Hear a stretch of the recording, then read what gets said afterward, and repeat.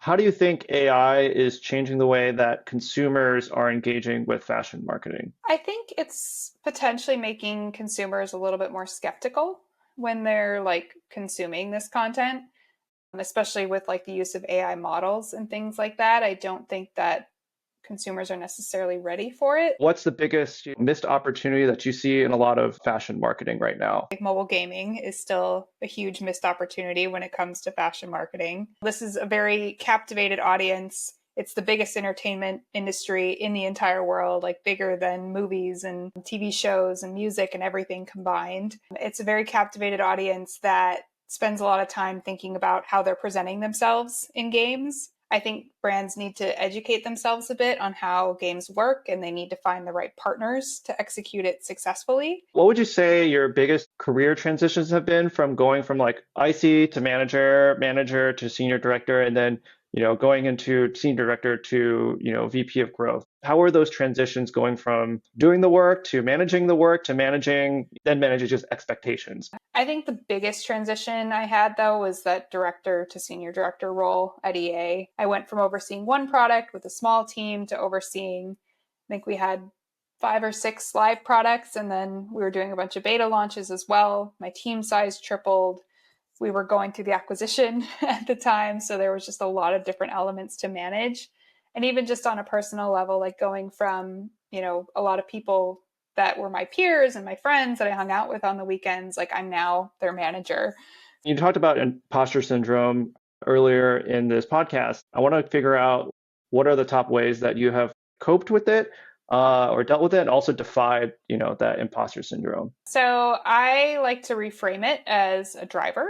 It's definitely something I've experienced a lot and I continue to experience, but I do think it pushes me to do the best job that I possibly can because I definitely like to over prepare for things and never like to be caught out without having the right answer. And so I think it does push me to make sure that I am prepared as I possibly can be. And I'm working on being okay with sometimes I'm not going to have all the answers, and that's fine too. Thanks for being my 12th guest on my pod. I'm super excited to discuss marketing from marketer to another fellow marketer. You have started your journey from a brand marketer to a marketing executive. You've built insanely successful fashion centric marketing teams at mobile gaming startups like Crowdstar, acquired by Glu Mobile, which is where we both worked, also got acquired by EA. And then you got your hands dirty as a former VP of growth at Muse Collective, where you ended up covering all publishing efforts, including maybe some outside of your wheelhouse, such as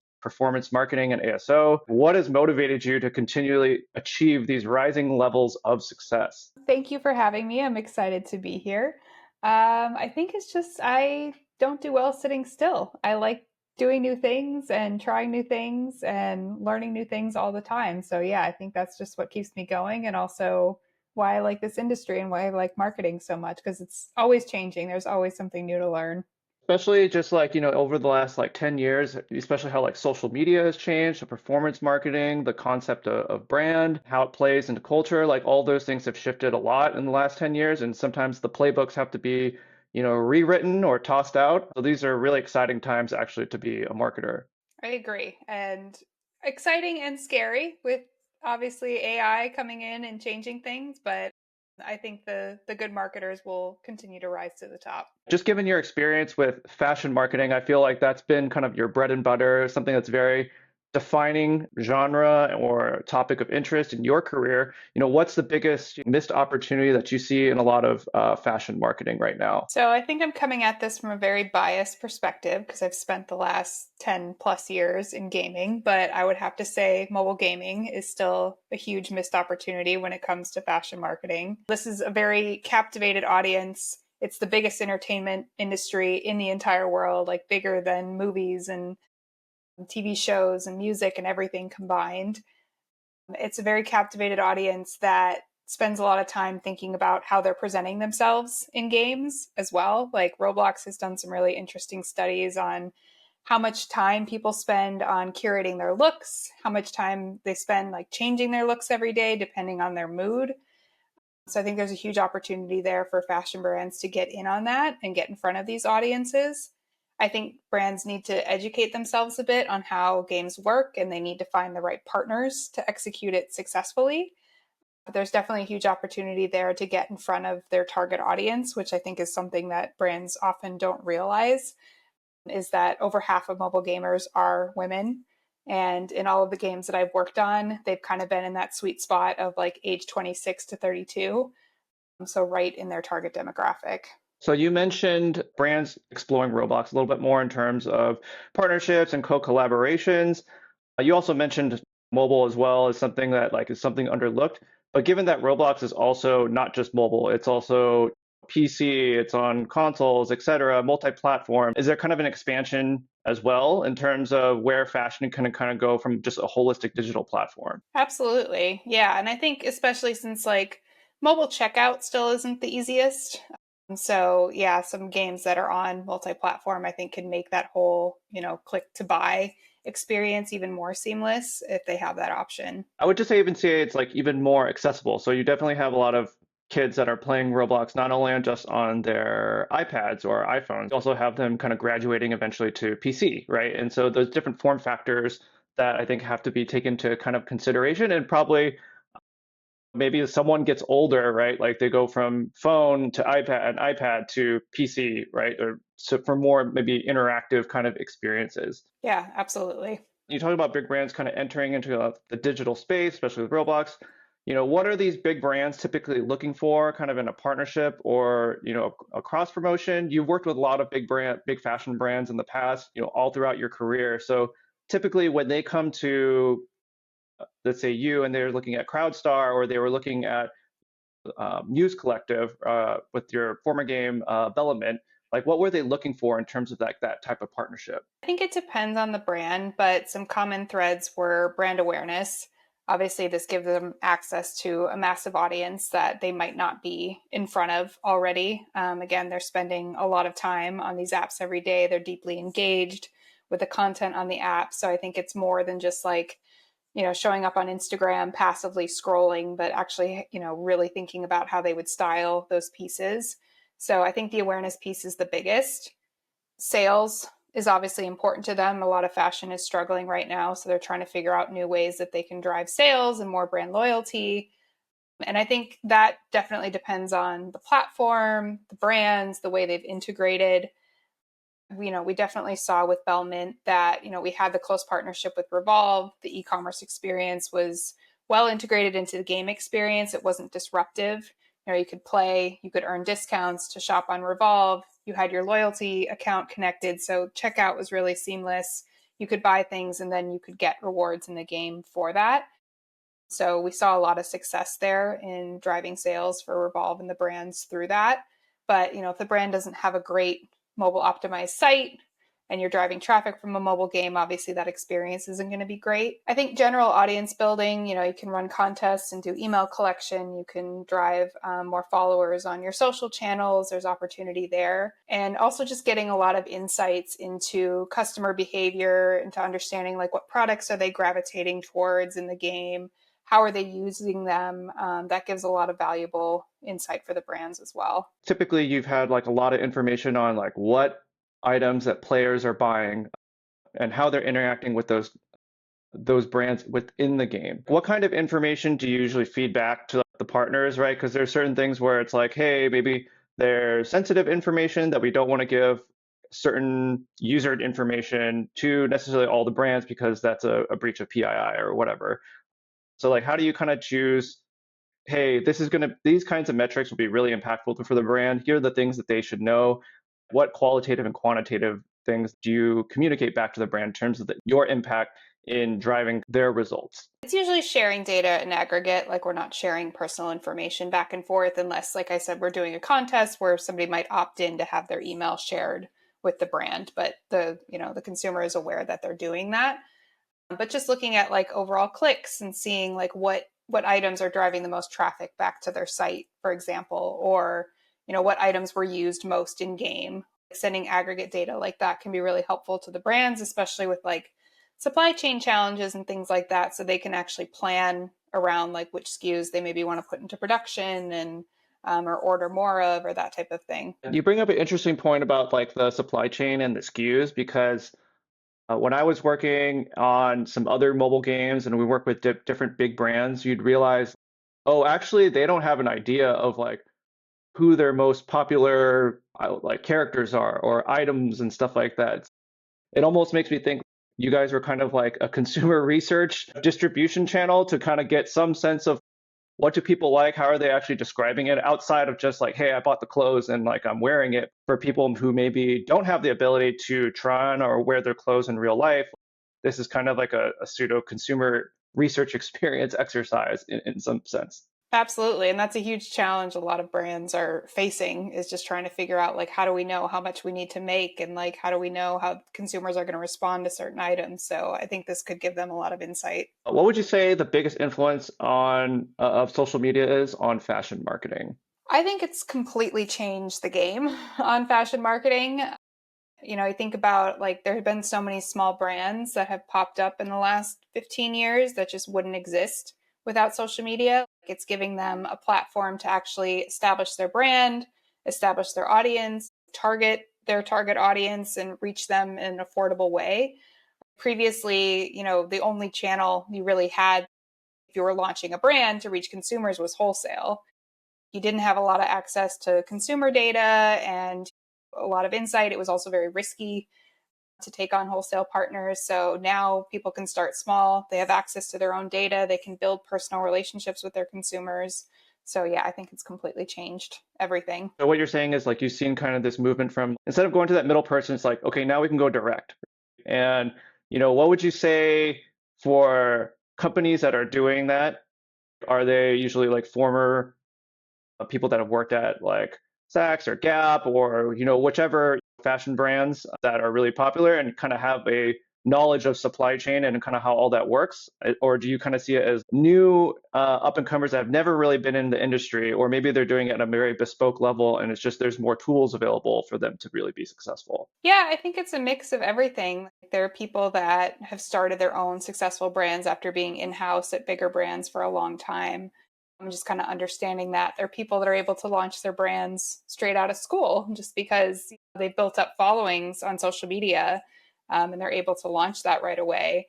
Or some people that are just more interested in the tech aspect and don't have as much fashion background are also have been able to launch successful brands. So I think it's a mix, and it just kind of opens the playing field for everybody. My favorite fashion brand that I use is called Gustin, and they're a men's fashion wear brand based in San Francisco. And they're probably the only ones that I know of that actually do like not I would say drop shipping, but crowdfunding, where it's just like you tell them your size, there's usually no refunds whatsoever. Like you need alterations, it kind of sucks. There's some trial and error involved in terms of just like they'll give you the sizing, but you won't actually know your size until you actually put it on, like the fit and stuff like that. So definitely have seen like very bespoke and new business models kind of popping up, not only just for women's fashion wear, but also for men's fashion wear as well. And I would actually say like there's actually a lot of innovation in the men's fashion wear space that kind of gets underlooked and not really talked about a lot. Yeah, and then like a brand like that needs a platform to build trust with the consumer, because it is risky, right? That if you're, putting this money and you can't get a refund and all of that, like that's a different way of shopping, especially in a world of Amazon where it's like they'll take anything back. They have that social platform so they can build that trust and build that relationship with consumers and actually build the business. Email marketing, what I've seen is like super important. That's like the most unfiltered, direct to consumer, life cycle channel that I feel like fashion brands really have to take advantage of. So unless you're going to have like a ton of social media influencers like in your pocket, which not all brands have, or maybe you're not a social media influencer to start with that already has attention. Growing that audience can be challenging, and you still have to keep the lights on. Really relying on your loyal diehard customers and continue to offer new SKUs of different things, whether it's material, sizing, fits, etc. There's kind of an art and a science, I feel like, to it. Absolutely. I wanted to get your thoughts on what a high school student or a college student can do to really break into the PR and brand partnership side of the industry. Educate yourself on the business first. So, reading trade publications like Business of Fashion or Women's Wear Daily or Line Sheet, think Lauren Sherman does a really great job of like breaking down the business side of fashion in an accessible way. As obvious as it sounds, I would say networking, reaching out to, people that have jobs that you're interested in to see if they'll just have a chat, going to in-person events, because you just never know who you're going to come across and who you might meet.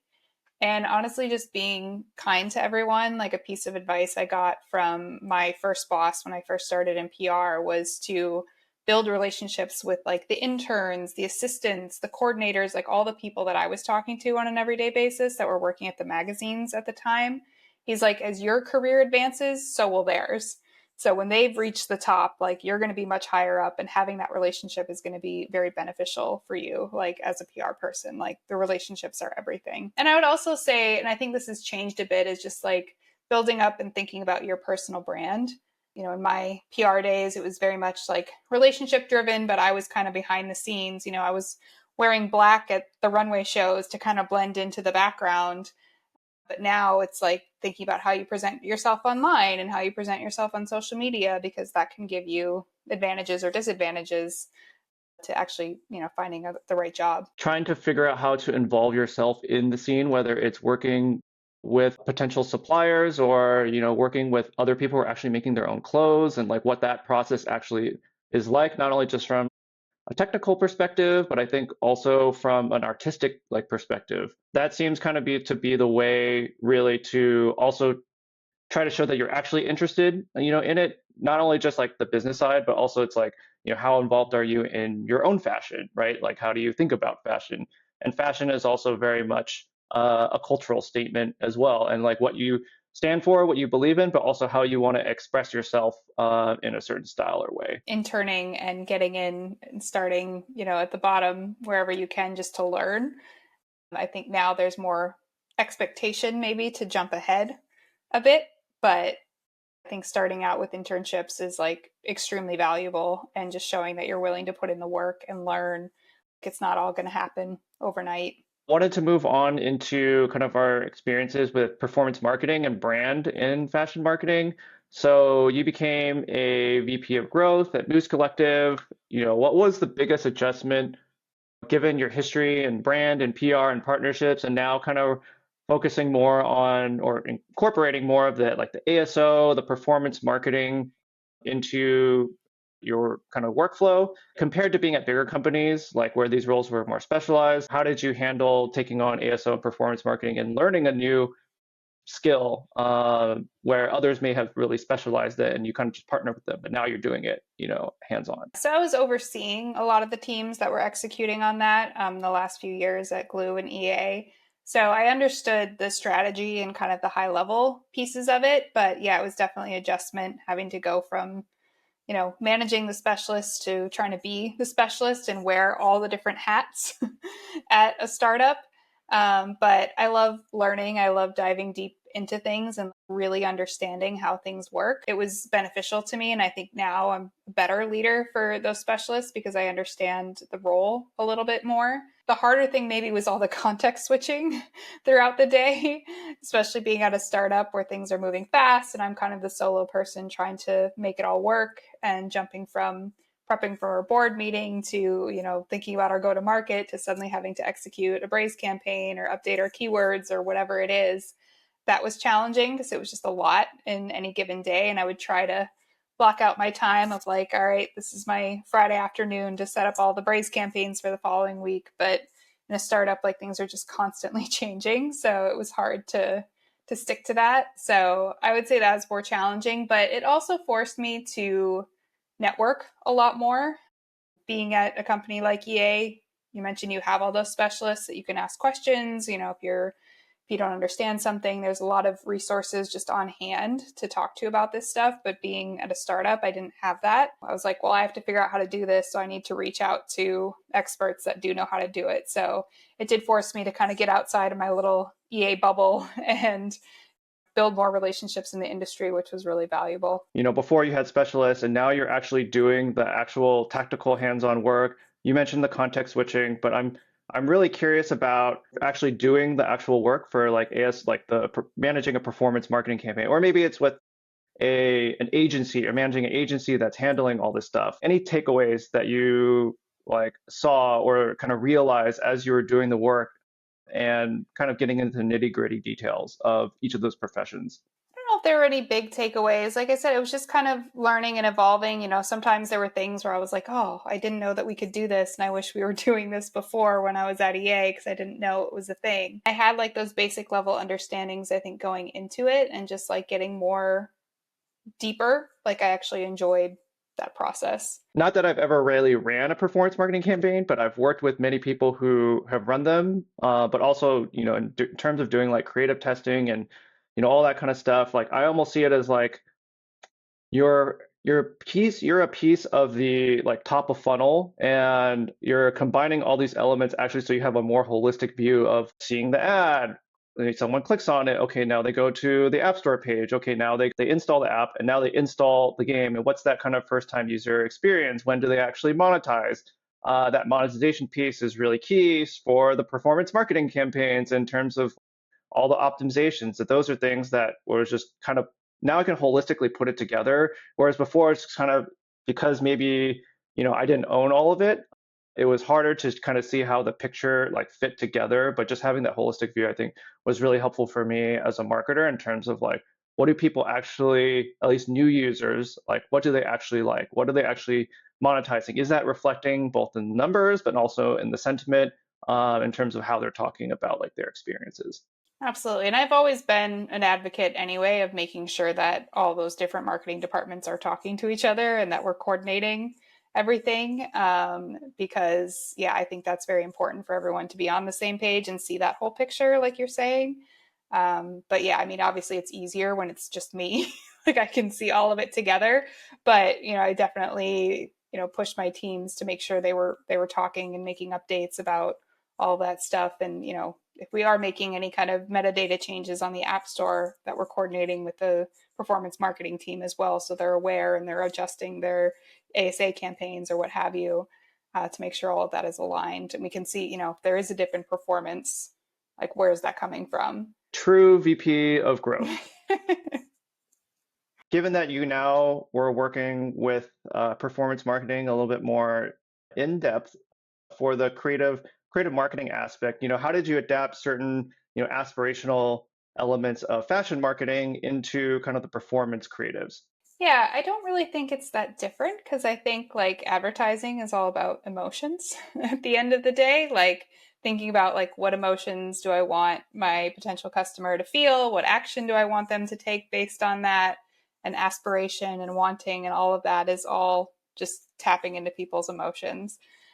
So just, I still have that same framework of thinking about, doing actual creatives. It's like, what is the emotion we're trying to trigger here? Is it that, that sense of urgency or that frustration, like when you're watching those ads and you're watching someone else play like the royal match, and it's like you see them doing the wrong thing and you're like, no, like that's still triggering an emotion and making somebody want to take action based on that. I think it's all very similar, and just thinking about, how all those things fit together and into a creative.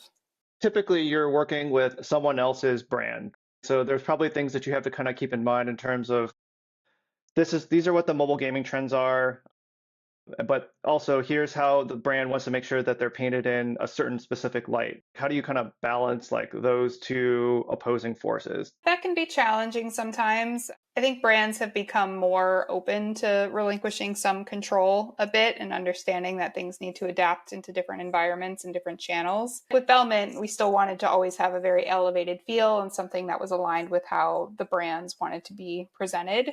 So having that in our brand playbook, like I think the brand marketing piece should always feed into performance and both should be aligned so that we're not deviating from that brand or that messaging.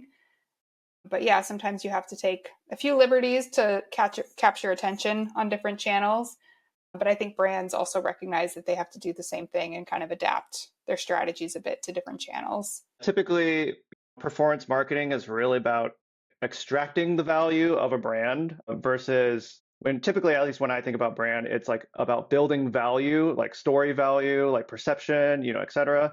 But what's been kind of the most difficult struggle in balancing like both performance marketing and brand, like what focusing one over the other? Yeah, I don't really believe in separating them. I mean, it's definitely been a challenge, but I think I think they need to be accountable to each other. Brand needs to have a performance aspect, and performance needs to be aligned with brands. Like I said, there should be like a brand playbook that feeds into the performance, because performance should be selling that value that brand puts out there. But at the end of the day, I think, both need to have performance metrics that they're accountable for, business cases before you launch them. And I think the biggest struggle is just like, where do you allocate your time between the two, and where do you allocate your budget? Because brand can be very long tail, and it takes time to build that up, and it can also be very expensive, and you're not seeing that return. But I think you have to also think about like how your brand is impacting your performance, whether that's lowering CPI or that type of thing. So yeah, I think they both need to work together. And it just kind of depends on what your company goals are at that moment in time. The things that you do today don't necessarily have the ROI like in the short term, but it's in the long term. But it's hard also just quarter to quarter. It's like you need to have some impact. So I think part of it is just you need to have some sort of milestone within these 3 months. Like this brand initiative needs to hit some level of success or some level of success. Doesn't need to necessarily be like we're capturing the full 1 year impact in 3 quarters, but it's just like there needs to be a pathway to success for this brand initiative. And defining what that success is, and also working with your marketing analytics team to understand like how are we going to measure this before we launch this campaign, and not just like retrospectively like, oh, did that do well? No, we don't know. Well, to do kind of like the splashier brand initiatives, you really need to have a stable product that's already, one, ideally it's already profitable, and two, it's like a business model that has kind of been proven to really try to expand out of it. I think a lot of times brands try to do initiatives where it's, hey, we haven't found product market fit yet, but we need to try to expand, as big as possible. And it becomes harder and harder to justify, right, as time goes on, especially if it's like you don't really have a profitable business models. And I think for brand marketers, we always want to try to justify like, hey, this brand initiative is going to work. And it's hard, right? If like, it's not bringing in the money, 3 quarters from now or a year from now, et cetera, to like really continue to push. So it's something where it's like you really have to have some stability on the marketing end. The economics already have to work to really try to push like that brand forward. Definitely. And you can have different goals as well. Like, especially when I was working on Covet, like trying to build up that brand in the fashion space, like that was more about the business development side than the user acquisition side, because we wanted, knowing that in the fashion world, it's all about perception. And if you're being talked about a lot in the news, they're like, okay, what is this? I need to get involved in this. And knowing that, if we bring on bigger brands that consumers want to engage with, like that's going to bring in the users, down the line. So thinking about like, those had very different goals than like our performance campaigns, for example. That makes sense. It's like a kind of a repositioning, of the product to show like, hey, we've basically built this use case of like this is how it's impacted this particular brand, and this is a way, maybe not user acquisition in the sense of like bringing in new users, but it's like bringing in new business partners that will create value for a product. So I think in that sense, totally makes sense in terms of like it's easier to tie a business value. Like if we get 3 more partners that are just like this one, right? Like that's gonna increase our value of like for new content or whatever, increase the pipeline, et cetera. Absolutely. I want to kind of move on to surviving and thriving from acquisitions, and you've gone through quite a number of them. One, obviously, going from CrowdStar to Glu Mobile, and then Glu Mobile to EA. And I've been through a few acquisitions myself, or like on the cusps of a couple. And I really wish that there was a playbook or someone would teach me, or a lot more resources about like what goes on in the lead up to an acquisition, not as the one who's actually doing it, but just being in that environment. And how do you manage like that experience from like emotional perspective, but also like how it affects the type of work that you're doing and future planning. Acquisitions are hard. Like even if they turn out well, like it's hard in those initial stages, because I think, like to your point, like companies, when they make these acquisitions, they're thinking about the business opportunity. They're not thinking about the actual integration and how the teams are going to work together and how, necessarily how they were going to retain talent and things like that. I've definitely seen where they don't really have a playbook for that type of thing. And just even simple things like getting everyone on the same email is challenging and disruptive and kind of throws off the whole workflow. So they're definitely hard, and it's a lot of uncertainty. It's a lot of changes. And I would say, like, if you can manage that uncertainty for a bit, I would say usually it takes at least a year for the dust to kind of settle. And there's some potential upside to wait it out and use that time to try to figure out like how you can connect with the new team, how you can, opportunities to learn from them, opportunities to teach them things, because like coming from CrowdStar, like I was a solo product marketer on that team, and to be able to come into Glu and, work with people like you and the rest of the product marketing team, and just to have other marketers to bounce ideas off of and learn from was super valuable to me. And obviously built, long friendships that I really appreciate and value. So, there can be silver lining. I think, with Glu especially, like it was very challenging in the beginning, but it ended up being one of the better things to happen to my career. So you can stick it out, but also if it's taking a huge toll on your mental health and there's very little upside, I would say don't stay, because it can be a lot and can be toxic sometimes. There were certain things like before I left Crunchyroll, like there were like rumors of an acquisition from, let's say, this other company called Funimation, that I just got the sense that one, like even though we all thought like potentially it was going to go through, they just couldn't really say anything like in official capacity. It was kind of thinking about like there's not really much we can do to push any further strategy. It's kind of like, hey, we're not going to hire more aggressively, right? Like, because obviously, like, that's going to be seen as like a liability. You're going to bring on more costs. Your strategy really isn't changing because, you want to maintain the value and like of what your division is before like the other company is acquiring you. And so I think that was probably for me one of the hardest parts is like you were mentioning, you kind of just have to like keep your head down, business as usual. And but that also means that like your strategy isn't changing, especially if like you're part of a growing division or you want to try to expand into other areas. It's like, nah, hold on a sec, right? Like we want to keep things as is until, the acquisition goes through. Then there's going to be that integration piece like you were talking about, but they may have a different direction in terms once all the reorgs kind of stuff happens. I think that's kind of the frustrating part, especially if like you're super ambitious and like you want to push the pedal to metal. It's really rough to like not be able to do that when you're in the middle of like an acquisition or potentially going into an acquisition. I would say things could feel frozen and like you don't know how to move forward. I would say like communicating as much as possible with your leadership, but the challenge there is like often leadership doesn't know what's happening either. They can't say like officially like, hey, this is happening, or it's like we haven't decided on that yet. Yeah, so it's challenging. And also like talking to your team and being as transparent as possible, because they're going to, if you're a leader, they're going to be looking to you to know how they're supposed to feel about what's happening. But yeah, it can be challenging. Like I had just come off of a year-long project that was about to launch right when the EA acquisition happened, and it just went away and the whole thing was killed. But I mean, it's disheartening, but you also like have to learn to kind of go with the flow and just recognize like business priorities are changing and hope that it all works out for the best in the long run. CrowdStar gets acquired by Glu, and then Glu gets acquired by EA. As you were kind of going through those experiences, like what was the difference in managing like your emotions, the way you thought about it the first time versus like, okay, I've already been through one.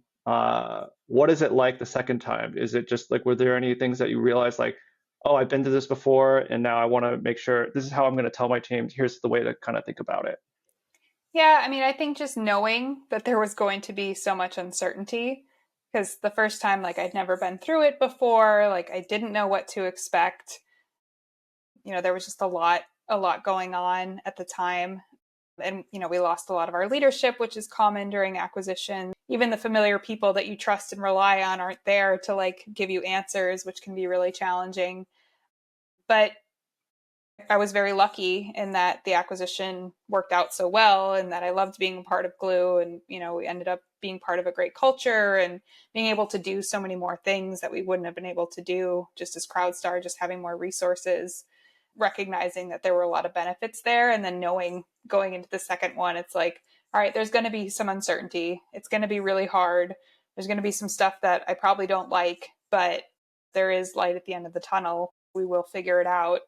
And there's a huge opportunity potential, obviously joining a team like EA and just being able to talk to people that worked on The Sims and understand their strategy around TikTok and some of the brand marketing that they do was just an incredible opportunity to have to be able to do that.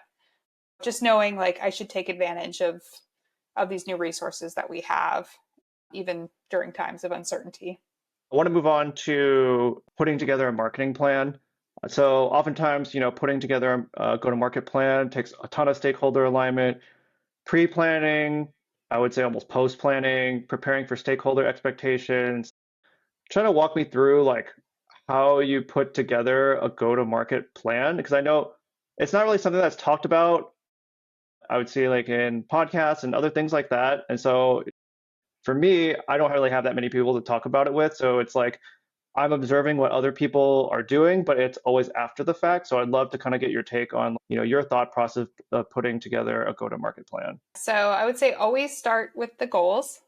Make sure that you're talking to leadership and stakeholders and understanding like what are the expectations with the product launch or the feature launch or whatever you're putting together a go-to-market for, and be as specific as possible. I did a lot of beta launches in my time at EA. We launched the game at Muse. So just like having those conversations of like, what metrics are we actually chasing with this? Not just like, oh, let's just put it out there and see how it does.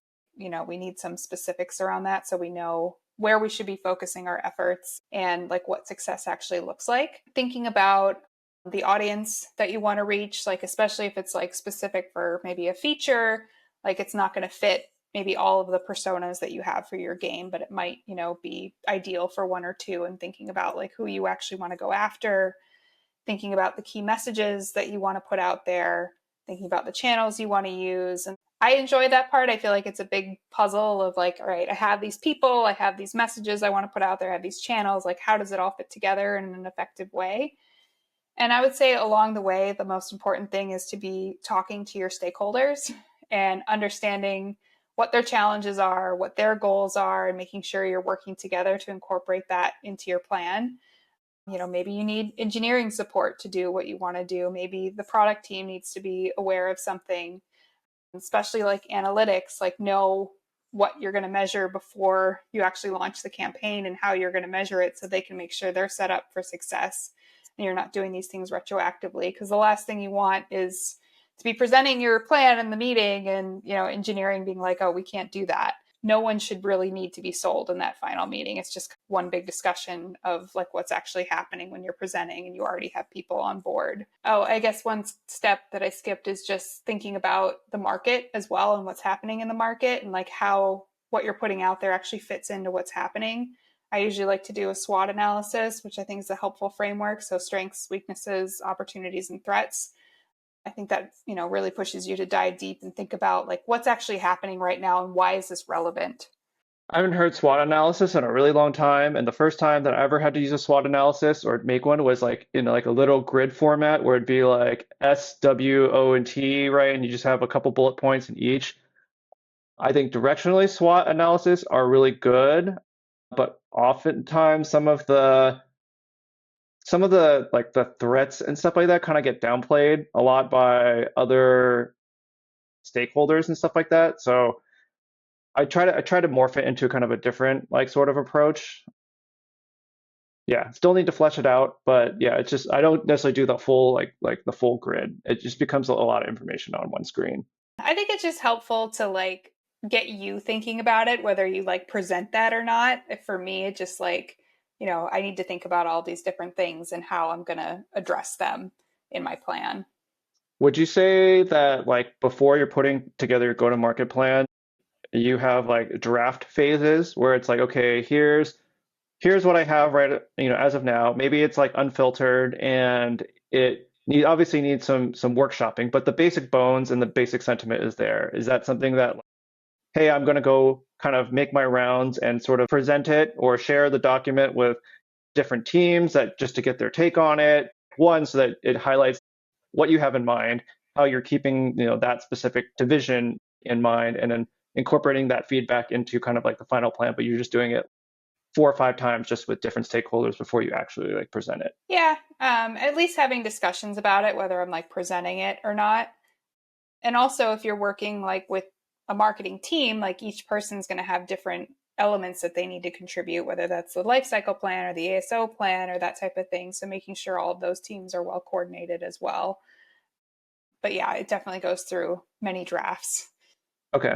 And then do you also put in like, hey, this is the role that I kind of need different teams sort of to play. So that way they kind of have a purpose. Because oftentimes, like you put together a plan, sometimes like, well, what do you want us to do? So I'm just curious if it's like, hey, life cycle team, I'm thinking we could do X, Y, or Z things, kind of as examples of like how to integrate, their role into like your specific like plan. I usually like to bring everyone together up front and do a big brainstorm on like what we can do, because like what does the overall campaign look like, because everyone might have a different perspective on it. But I think from the beginning we kind of want to align and not and have everyone feel like they contributed to it and not have things like dictated down to them of like, this is what we're doing, we need you to execute the email plan. But it's like, they're part of the original brainstorm and the idea for how we actually want to go to market. Got it. So it's more like a sense of like they have ownership of how they want to like contribute to the plan. Absolutely.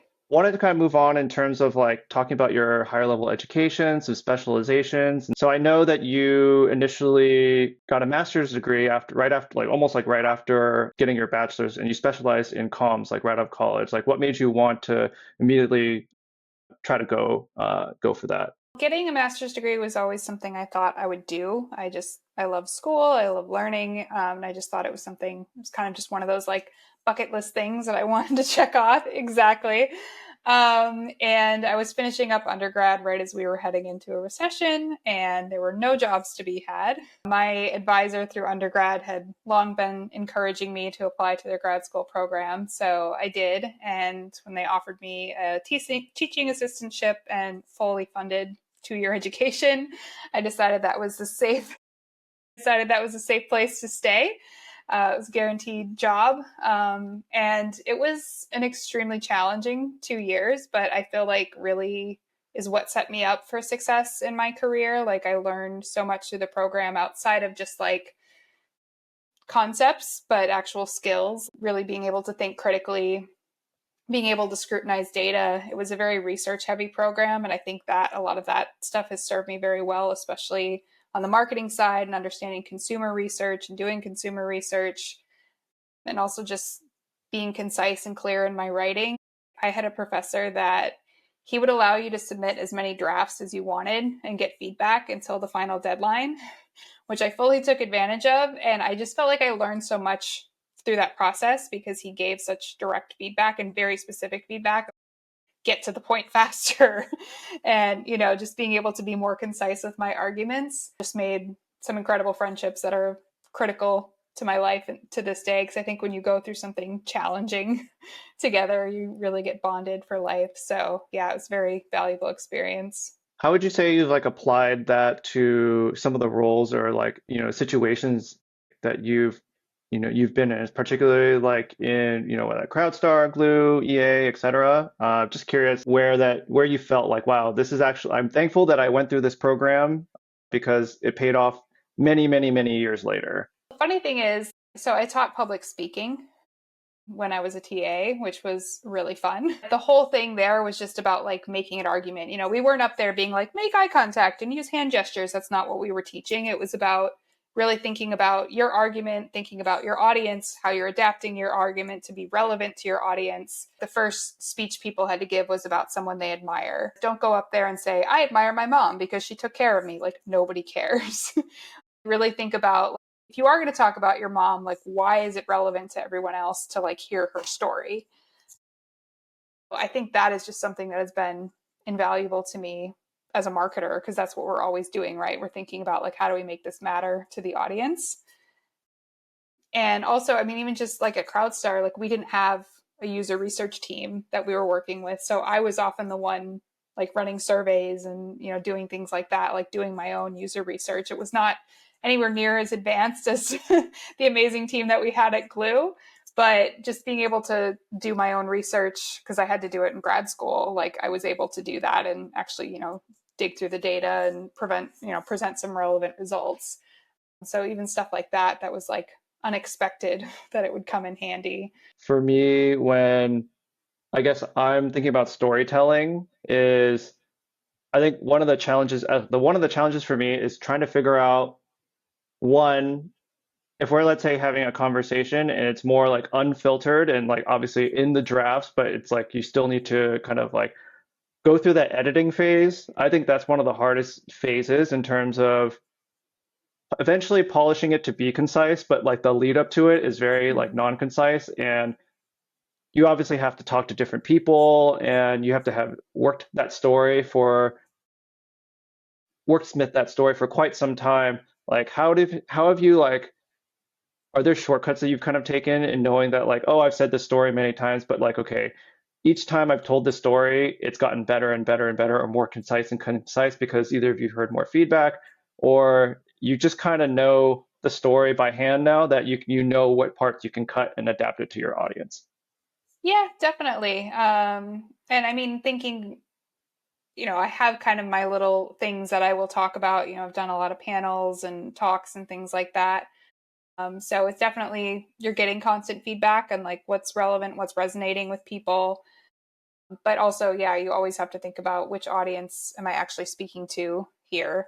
If it's very gaming specific or if it's a broader mobile audience, how can I keep it relevant for those people? My challenge is when I'm in meetings and I'm coming up with something where like there's an idea or I see the data and then I have an idea. Usually it's not necessarily always concise because there's a part of me where I'm trying to one, just workshop the ideas as I'm thinking out loud, because I'm seeing the data for the first time and maybe just for me, that's just how I process things by speaking it, out loud.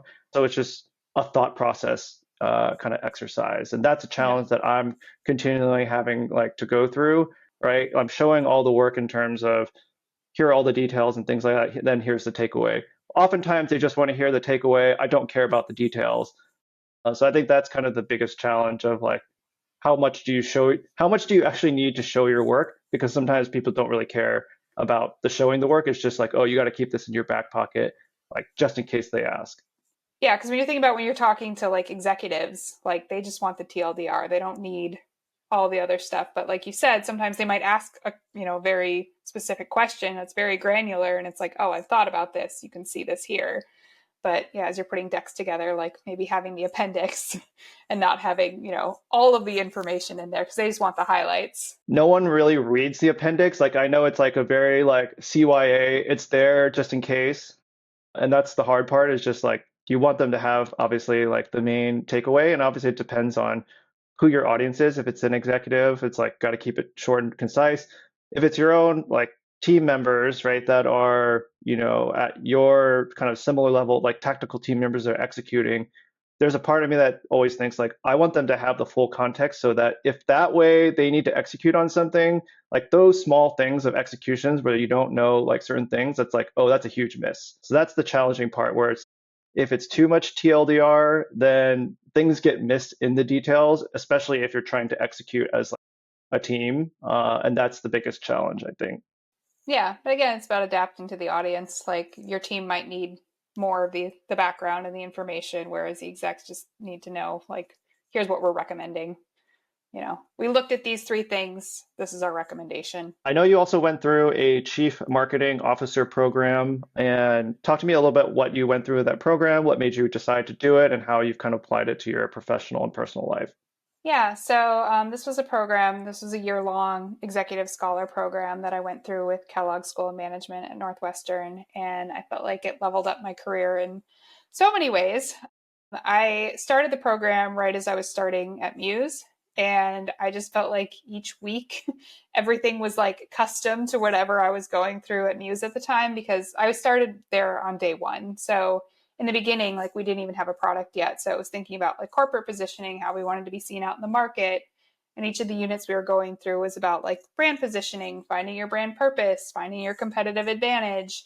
And then as we went along, developing a go-to-market, thinking about your marketing analytics, all of that just like lined up perfectly with what we were doing. And I also appreciated because we got to do some electives as well. And like I did one on AI and data science. And like I think Kellogg does a really good job of like keeping things very current and relevant. You know, I didn't study marketing in school. Like you mentioned, I have a master's in communication, and there was a little bit of imposter syndrome, I think, as I was, going up in my career of just like, I've just been figuring it out. I've been teaching myself. I've been having, some really great mentors like helping me along the way, but I didn't like formally study this. But I think the program was very validating in that sense because I was like, oh, I've been doing things correctly. Maybe I didn't know the name of the framework, but I was going through this process. So it was very validating in that sense. And I think one of the bigger things that I took away too is just the importance of like networking outside of your industry, because there were people from healthcare, there were people from fashion, there were people from other, different types of tech companies there.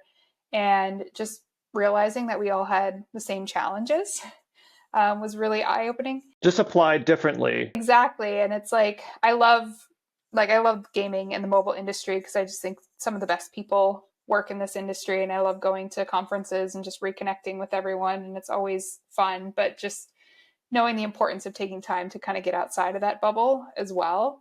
And I was a little intimidated because I go in and there's people that are very high up at these healthcare companies like doing these very big important things. I'm like, I make mobile games. I feel a little silly, but they were actually very interested in talking to me as well, because mobile gaming is known for like how much data we utilize, like how connected we are to consumers. And they wanted to better understand like how we were actually doing that.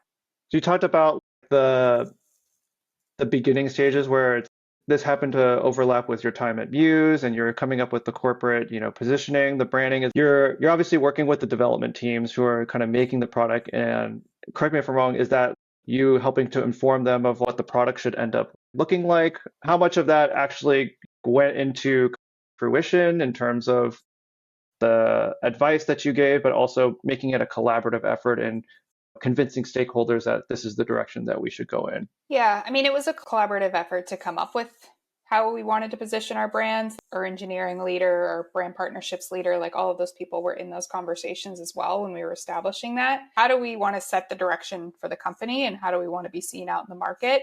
And also trying to keep an open mind of like, this isn't just for this first product. We want to make many products down the road. So it's, what's the umbrella that we want everything to kind of fit under? What are the future opportunities as well that we want to keep open? And again, thinking about, we had other goals within that as well, because we had the brand partnerships that we wanted to build up. So it's like, how do we want to be seen by the brands? We were trying to raise more money. So it's like, how are we positioning ourselves in the market to attract investors? We were trying to hire people. There were different lenses that we needed to look at that through. So it's almost like you were trying to define like, what is our team identity first and foremost, and then there's obviously like the product's identity as well. So you're tackling two things, like two fronts like at once. One for obviously VCs and investors and business partners. That's like the B2B aspect of it, and then you have like your B2C aspect of like what kind of product you're putting. Yeah, exactly. What would you say your biggest career transitions have been from going from like IC to manager to senior director, and then going into senior director to VP of growth? Those all have different stakeholder levels that you need to manage, both different kinds of executional work that you also need to manage as well. So I'm curious how were those transitions going from doing the work to managing the work to managing just expectations? I think most people go through that transition and struggle of being like going from an IC to a manager and like letting things go and learning to delegate and recognizing that, just because someone didn't do things the way you would have done it doesn't mean it's wrong. You need to let the team kind of figure things out for themselves, make mistakes, but at the same time, like you're still accountable for that work getting done, making sure it's done on time, making sure it's done correctly, but giving some freedom for the team to explore along the way. I think the biggest transition I had though was that director to senior director role at EA. There was so much change that went along with that. I went from overseeing one product with a small team to overseeing, I think we had 5 or 6 live products, and then we were doing a bunch of beta launches as well. My team size tripled. We were going through the acquisition at the time, so there was just a lot of different elements to manage. And even just on a personal level, like going from, a lot of people that were my peers and my friends that I hung out with on the weekends, like I'm now their manager. So trying to figure out, how to establish that relationship in a different light, and try to figure that out, I think was one of the biggest transitions. And then obviously it's a lot more responsibility.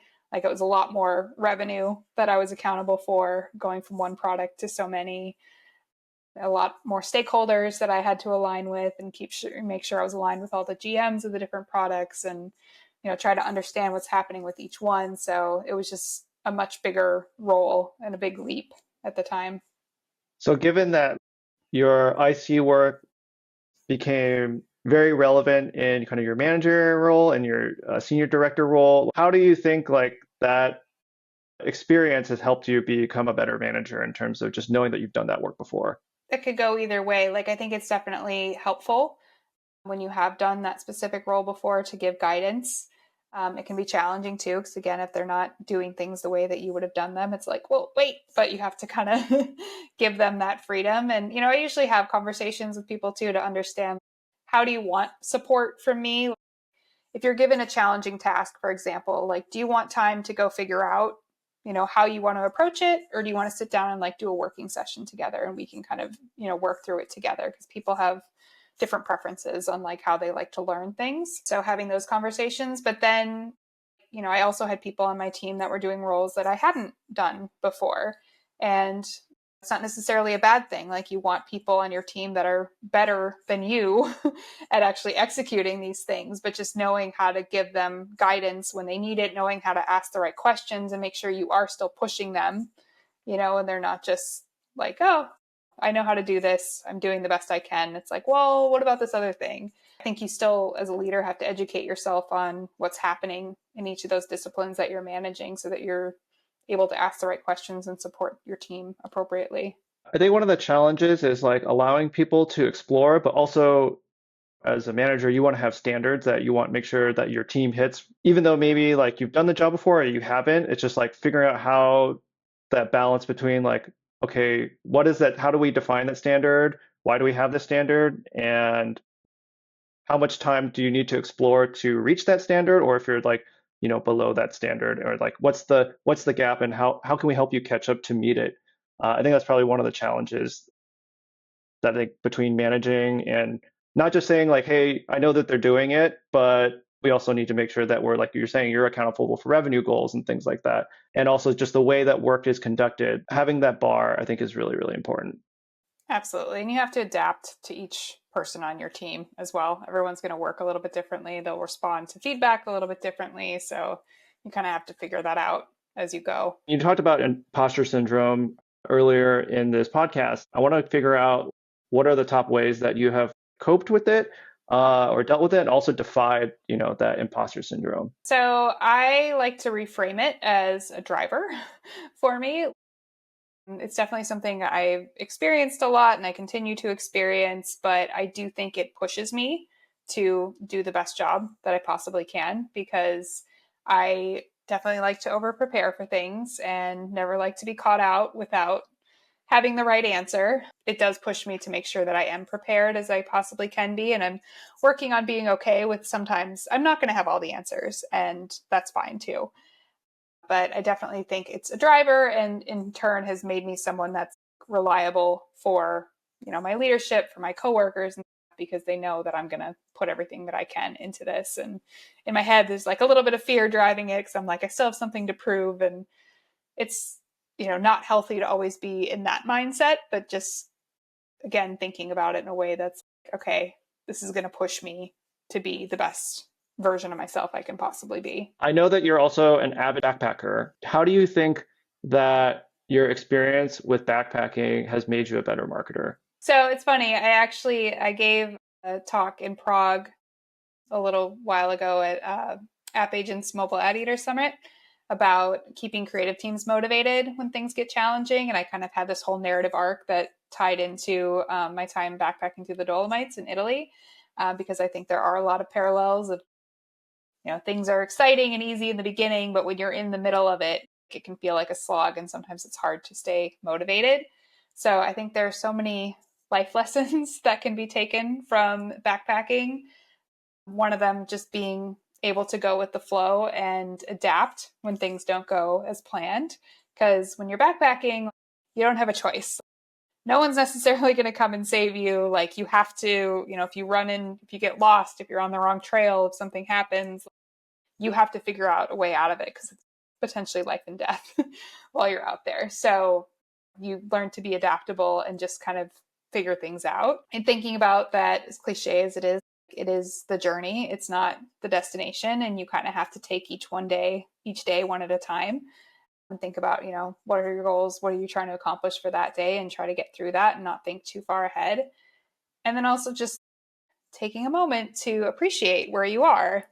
Maybe you have a long way to go, but think about how far you've come, and everything that you've done. And you just it's important to look around you, because backpacking, you get to see and experience so many things that most people will never see in their lives, just because it is such a challenge just to be able to get to that spot. Marketing is challenging. It's always changing. It takes a lot of mental grit, I think, to work in marketing. And I think that's built through challenging yourself both physically and mentally out in your everyday life.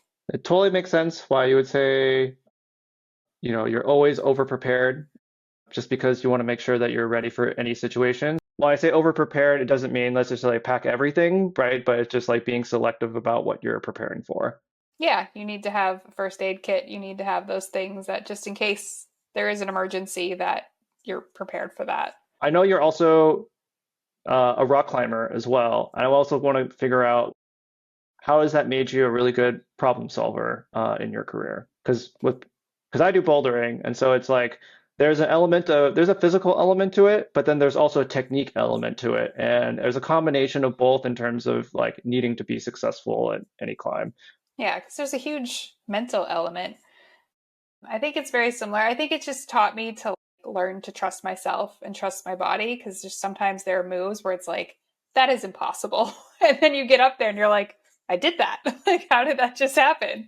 I somehow managed to do it. But yeah, I think the same thing in life. If you reach a challenge while you're climbing, or a move that you're struggling to do, it's like, what do? You try it from a different angle. You watch other people do it. You get advice and input from other people, same way that you would do with any challenge in life, of kind of, seeking out that help or just trying something different. But I think maybe the most important thing is it also teaches you that it's okay to fail, because if you try a move and it doesn't work and you fall, it's okay. You can get up and try again. Usually not life or death. Usually not. I do mostly top roping, so it's usually like completely fine if I fall. Bouldering, maybe, depending on where you are and how you fall. It depends on where you are in the route, but usually if you fall, it's not that far. But you have to fall properly. Exactly. I think, like in life, if you're not falling and failing while you're climbing, like, you're just not pushing yourself hard enough. You're not reaching your maximum level if you're not doing that. If you're doing every climb perfectly, then obviously you can do more advanced climbs. I think it also teaches you to be more comfortable with that failure. I think one thing that it's taught me is that in order to have any sort of success in it, you have to show up regularly. And it's okay to just try it, and then if you don't do it, move on, try a different problem. Eventually, your body kind of figures out how to adapt to it, or you figure out how to adapt to it as well. And similarly to like watching other people, or even just spending time to just digest it. Like, after solving different problems, maybe you come back and it's like, oh, did this technique on one route. I'm going to do it on this one. Sometimes you don't have this, your body just doesn't have the strength, like grip strength particularly, to do certain holds, and it's just a limitation of your body at that point in time. But take a day off, come back the next day or 2 days after, let your body recover, and it's like, oh wow, like I feel stronger. Like I can actually, it feels much more comfortable. So that's my big takeaway from it. Is the consistency aspect is really, really key.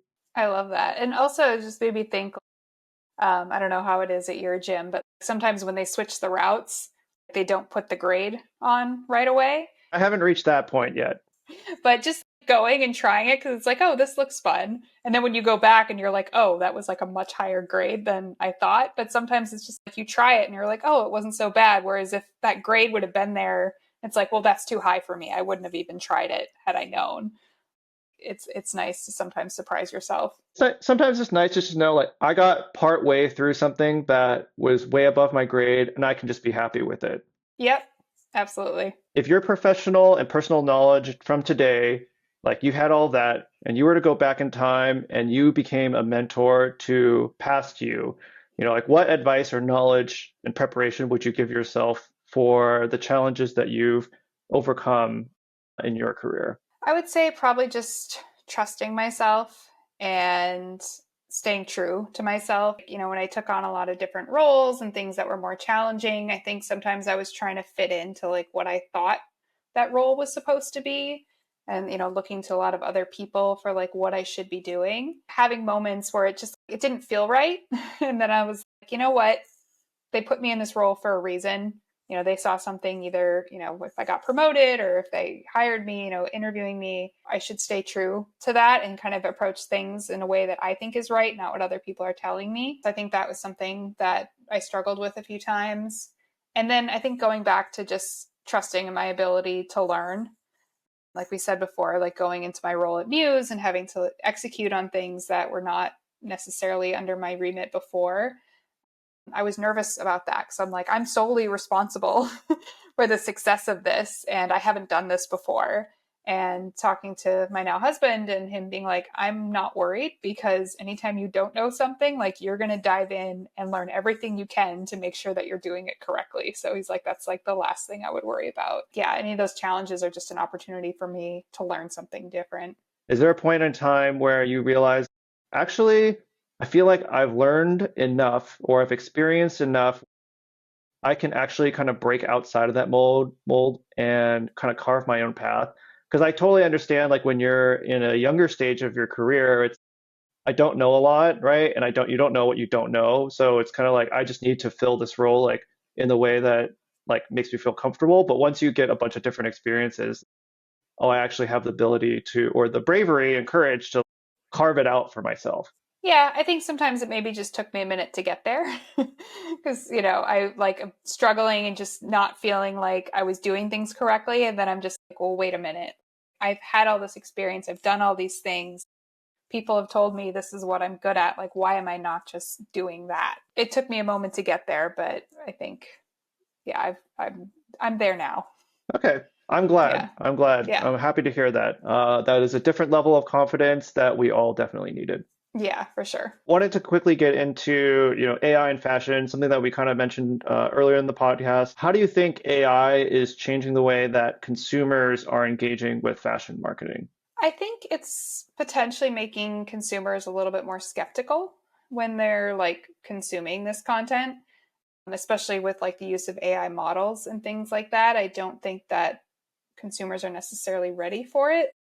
Even when it's disclosed, like H&M got a lot of backlash for a campaign that they did with AI models. I think there are a lot of benefits and a lot of things that we can utilize it for to connect better with customers, to accelerate brainstorming and briefing and all of that process. The trap that brands need to be aware of, everything can start to feel the same too if everyone's using the same tools to brainstorm that content. So making sure that they're staying true to their brand, they're maybe educating these LLMs on their brand and their brand voice. So I do think there can be a lot of benefits, but I think a lot of consumers are still a bit skeptical, and a world where authenticity, the much overused buzzword, is still very prevalent and still important to consumers.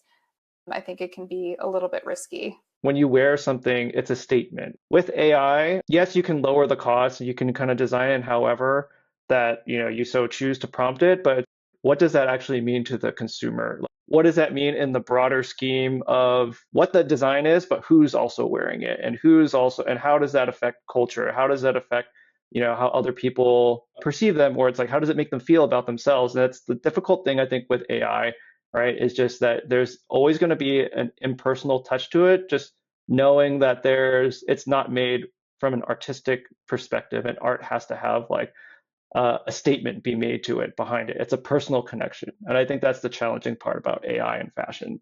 Yeah, I agree. How have you seen kind of like generative AI like fit in fashion marketing? Like, have you seen it more like with like brainstorming? Is it more just kind of in the planning stages behind the scenes and then like letting artists develop on top of it? Or, have you seen it just like execute it in the wild and it's kind of like we're just here because we want to capture a trend and that's pretty much it? I think both. I think some brands are using it in really interesting ways. Kalina Estrada, for example, I think, uploaded all of her archives from her past collections to actually teach the LLM and have it spit out a collection for her, which is, pretty cool that she was able to do that. And obviously, she'll put her own personal spin on it. So I think some people are using it in really cool ways. Obviously, you still have to be careful about your intellectual property and everything there. But I think there is opportunity to use it in really cool ways. And yeah, like all of us marketers are using it in ways to accelerate our creative processes and, think about brainstorming and how we're putting together creative briefs and all that stuff and using, ChatGPT for things like that.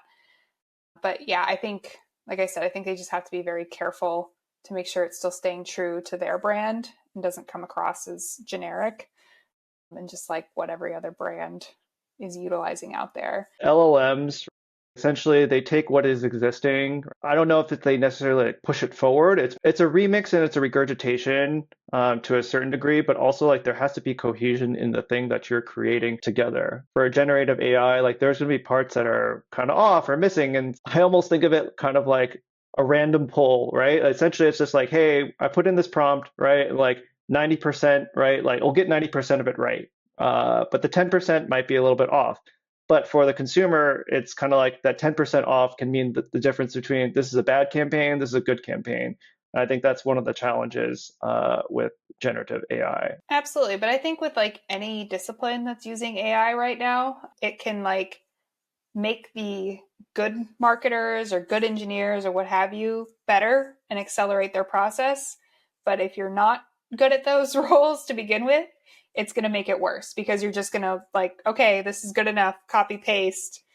You still need to have that human element that's actually going in there and being like, does this make sense for our brand? Can I tweak this? Do I need to adjust this language a little bit before I put it out in the campaign? Because it does sound very generic. I think it speed things up, but you still need to put some actual thought into what's being put out there and not just copying and pasting whatever it spits out. I think the editorial process is going to be very, very key in terms of any AI output and how it's workshopped and how it's polished up to, the standard that, a brand is looking for. Yeah, absolutely. I want to move on to kind of our last section, which is a fun round. I think we've talked about a lot of like serious professional topics. You planned your own wedding without a wedding planner remotely. Talk to me about like that experience, because most people hire a wedding planner and usually they're on site with the wedding planner throughout the planning process. So how did that go? How did it turn out? I mean, you got married, so it obviously worked. I mean, I loved the process. I felt very much like in my element planning because I've done a lot of events like in my PR days and then Glu and EA, we did a lot of live events. So I do enjoy that whole planning process. We booked our venue without ever having been there in person, just through virtual tours. Actually just bought a house that way too. So that's a whole other story. But yeah, I mean, I had my Google Docs and my deck that I put together of like what the whole experience was going to be like, full run of show, all that type of thing. I loved that whole organization process of it all, of just having the vision and trying to figure out how we were going to bring it all to life. Working with the vendors, I would send them this stuff and they'd be like, do you do this for a living? Like, not quite, but kind of. They're like, well, maybe you should.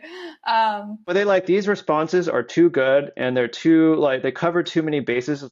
This feels like I'm working with a fellow vendor somewhere else. They may be expecting some gaps in between, but it's like, no, you covered all the gaps. Yeah, just answering all their questions. And again, like open to their feedback because they're obviously experts in the space, but it's like, can we do this? Will this work? Or what other recommendations do you have? And, our venue was really helpful too because they had recommendations for other vendors to work with that they'd worked with before. So also those vendors know what works in that space. Yeah, I mean, I enjoyed the process and also just going through it together with my husband of, figuring out how we wanted the day to be and what we wanted the experience to be like. But I would say, yeah, if none of that is your jam, definitely hire someone because it's a ton of work. And if it's not something you enjoy doing, like it's going to be very draining. I think one of the interesting things is that because you've already done this as part of just your professional day job and career to a certain degree, most people don't necessarily want to take that back into their personal lives. But it's interesting because that just shows that you generally enjoy that kind of work. Because some people just do it like, oh, I like it, or I'm good at it, but I don't necessarily enjoy it kind of thing. But I appreciate that you genuinely love it, that you would actually do this in your personal life as well. Definitely. What kind of books are you reading? What's on the list right now? I know like you mentioned, you just bought a house, you got a lot of things going on in your life. Does that even mean you have time for books at this point? Yeah, so I am 8.5 months pregnant. So I've been reading a lot of books on pregnancy and labor and parenting. So that's kind of consumed a lot of my time. But I love to read. I usually have like multiple books going at once. Usually like some kind of novel that I'm like reading before bed to help me relax and during the day or if I'm commuting, I'm either listening to or reading like some kind of marketing book just so I'm like up on things or, learning about different techniques or different approaches. There's usually a lot going on, but right now it's been pregnancy and parenting. Any recent marketing books that you can recommend? I'm in the hunt for one right now. It's been a while since I've read a few marketing books. Most of the marketing books I've read are like Godin, like kind of stuff. Very timeless and true. Actually, that helped me become a really good marketer. Reading a lot of the Godin books, just in terms of like positioning statements and like how to actually write effective ones, especially when it came down to a positioning statement is about something that affects culture and it elevates like the idea of what this product aspires to be or what this person aspires to be, and it has to break a certain new threshold that can't just be like our favorite word, generic, right? It can't be generic. And oftentimes positioning statements can fall into the generic playbook, and it's hard sometimes if your products are somewhat generic, but you're trying to elevate it to be like not as generic. Yeah, definitely. I mean, I like also going outside of marketing realm and more like leadership books. I mean, anything like Adam Grant, just thinking about your career and leadership, I think are always good reads. I have a fashion story for you that I think you'll appreciate, given that you've been in mobile gaming fashion for a really long time. So recently, probably back in mid-March to late April, I did a solo trip to Japan. I've been to Japan multiple times before, but I just went to an area that I hadn't been before and I've been wanting to check out. So I'm doing some shopping on behalf of my girlfriend. She is 4'10", so very tiny, very difficult to find clothes for.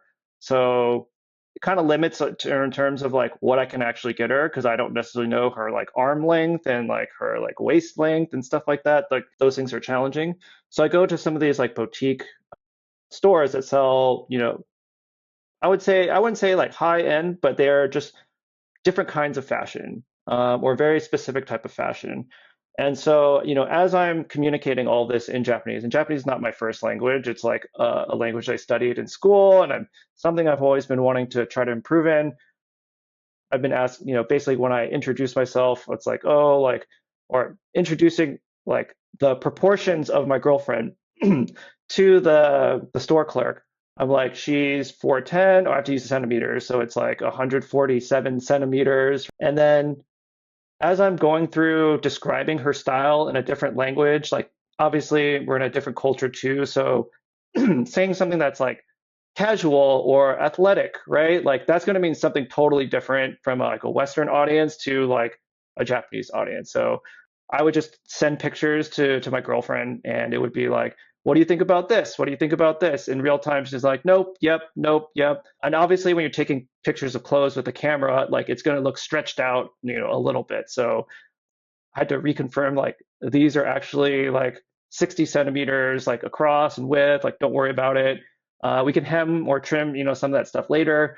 For the checkout process, I got the clothes. They would pair like if I picked a skirt or something like that, they would pick another skirt or not a skirt. They pick a top, a corresponding top, be like, oh, I think this matches well with this. Do you want to buy the entire set? And I'm just like, no, I don't. I just want the skirt because I'm buying this on behalf of my girlfriend, and I don't want to buy something that is obviously potentially not going to fit. And there's obviously I'm not going back to Japan to return it. So I ended up getting some skirts, and that basically unlocked a new rack that is like a 20% off rack. If I wanted to buy an additional piece of clothing, I was like, oh, the sales tactic, the sales tactics are like quite aggressive, but I respect it because when I came back, me and my girlfriend went to Anthropologie to buy some, shorts and stuff like that, or she wanted to buy some shorts. And then, she's asking me, do you think this looks good? Like, what tops potentially could this work with? I was like, oh, you have that one top that potentially could work, etc. So I actually think that I wish more store clerks would take the time to be like, hey, you got this, this pair of shorts or skirts or tops and whatever, and actually say like, have you thought about pairing it with these different things? Because half the time, like when my girlfriend goes back to her closet, like I realize that none of my tops or whatever look good in the thing that I just bought, and I just wasted a bunch of time doing it. So having someone make sure to like help curate like what looks good, what doesn't, or like what fits well. Like I think that's kind of a lost art in terms of our individualistic like shopping kind of patterns. So that's my long spiel of like a fashion story time. Given that you worked on monetizing clothing like within games and upselling packages, like and now it's taking that kind of like thought process into like the real world. So I thought that's something you would appreciate. Absolutely. Well, props to you for going through all of that just to bring your girlfriend back some nice, nice clothes from Japan. If I'm leaving her for 40 days, I need to come back with some stuff It better be in return. good. And yeah, she did give me a list of things to buy, particularly like on the skincare stuff. But in terms of like clothes, because she is someone who's a little bit very much petite, right? I was trying to go out of my way to find clothes that potentially could fit her and different styles that would you probably just wouldn't see here like in the US. So Hmm. that's something that I just wanted to do and make sure that like I could bring some stuff back that she might have an opportunity to, purchase those types of clothing. Yeah, but that it's interesting that retail has changed so much because I worked in retail like all through college and I had to do that. Like I had to suggest, you know, building an outfit. Like we didn't want someone coming in and just buying a shirt or a pair of pants. Like we wanted them buying a full outfit. So that was like part of my job to try to figure out like, okay, what's going to work with this? How can you, build this out a little bit more and have make sure you don't get home and you're like, oh shoot, I have nothing that's actually going to pair with this. But I would also think that's kind of like a brand building exercise because like there's a look, there's like you want to make sure that someone is satisfied with the way that they look leaving the store, not like I'm satisfied with how they fit and they look with what I'm wearing right now. Because when, typically if they're in the changing room, it's like whatever their top is or whether their short, like their skirt or whatever, right? Like they're going to be from different brands and that could affect the perception of how this actually looks, on someone versus like, here's the full outfit. Like, this is the kind of takeaway that we want this, person to leave the store with and feel good about themselves. Absolutely. We also had a policy of being honest too, of not, if someone said, does this look good on me? And it didn't, we were going to tell them the truth, obviously nicely, but we didn't want them like going back to their friends and being like, oh, the lady at the store told me it looked great. Cause like that doesn't make us look good either. Like we want to build that trust with the customer so that they do feel confident and, get compliments when they go out and wear the actual outfit. Maybe not enough people really have experiences with like clothing consultants, I would say, in a sense where it's just like, hey, like, how do I make myself look good? Like, let's say if I'm wearing pinstripes or like, how do I make myself look taller, right? Like, no one really tells you that until like much later in life, right? Like, no one's there like giving you like an idea of like proportions or like how, our psychology works in terms of like colors and things like that. And I wish that would be we would have a better education like of that. Obviously, hard to do it in schools, but like school itself, but like stores also need to do a really good job of like trying to educate customers on like how to dress well. And that could be a whole bunch of different things, but I'm sure there's probably some standards in terms of are you trying to achieve a certain look here, like the foundations like of that, particular outfit or hierarchy of like visuals. Absolutely. The last question is like, what's next in the horizon for you? You got a house, you're about to have, a baby, right? Is it just like just taking it easy right now, or are you just looking forward to being a mom? Yeah, definitely. I'm just wrapping up a few consulting projects and then, yeah, preparing for the birth of my first child.